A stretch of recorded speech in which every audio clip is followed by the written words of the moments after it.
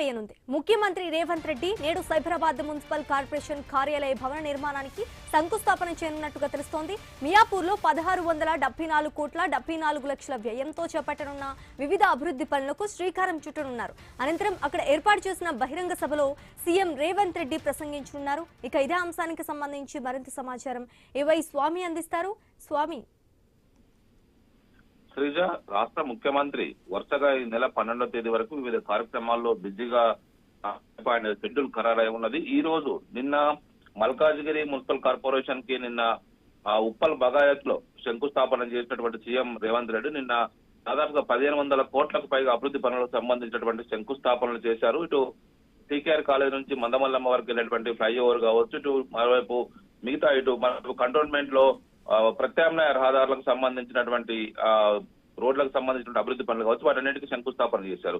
అదేవిధంగా ఈ రోజు కొత్తగా ఏర్పడినటువంటి సైబరాబాద్ మున్సిపల్ కార్పొరేషన్ సంబంధించినటువంటి భవన నిర్మాణం కోసం ఇక్కడ శంకుస్థాపన చేయనున్నారు కానామెట్ లో. అదేవిధంగా మియాపూర్ వద్ద ఏర్పాటు చేసినటువంటి కార్యక్రమంలో పాల్గొంటారు. అక్కడ ఏర్పాటు చేసినటువంటి భారీ బహిరంగ సభలో ఆయన ప్రసంగిస్తారు. అదేవిధంగా మియాపూర్ నుంచి బిహెచ్ఎల్ వైపు వెళ్లేటువంటి వైపు 6 లైన్ల ఫ్లైఓవర్ కూడా ఇక్కడ శంకుస్థాపన చేస్తారు. మొత్తానికి దాదాపుగా 1674 కోట్ల అభివృద్ధి పనులకు సంబంధించిన విషయంలో సీఎం రేవంత్ రెడ్డి ఒకవైపు శంకుస్థాపనలు చేస్తారు. హైదరాబాద్ నగరంతో పాటు ప్రధాన జిహెచ్ఎంసీ విడిపోయిన తర్వాత ఇటు మల్కాజ్గిరి మున్సిపాలిటీ, ఇటు సైబరాబాద్ మున్సిపాలిటీ రెండింటిపైన ప్రధానంగా దృష్టి సారించారు.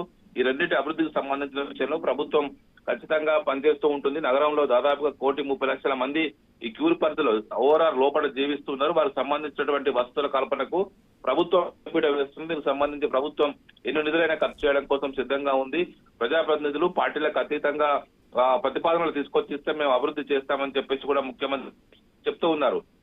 ఈ క్రమంలోనే ఈ రోజు సైబరాబాద్ మున్సిపల్ కార్పొరేషన్ సంబంధించినటువంటి భవన నిర్మాణానికి శంకుస్థాపనతో పాటు మిగతా అభివృద్ధి పనులకు అక్కడ ఏర్పాటు చేసినటువంటి కార్యక్రమంలో పాల్గొని శంకుస్థాపన చేస్తారు. అక్కడ ఒక బహిరంగ సభను కూడా ఏర్పాటు చేస్తున్నారు ఆ ఏరియాలో. దానికి సంబంధించినటువంటి స్థానిక నాయకులు, కార్యకర్తలు, యంత్రాంగం అంతా కూడా ఏర్పాటు నిమగ్నమై ఉంది.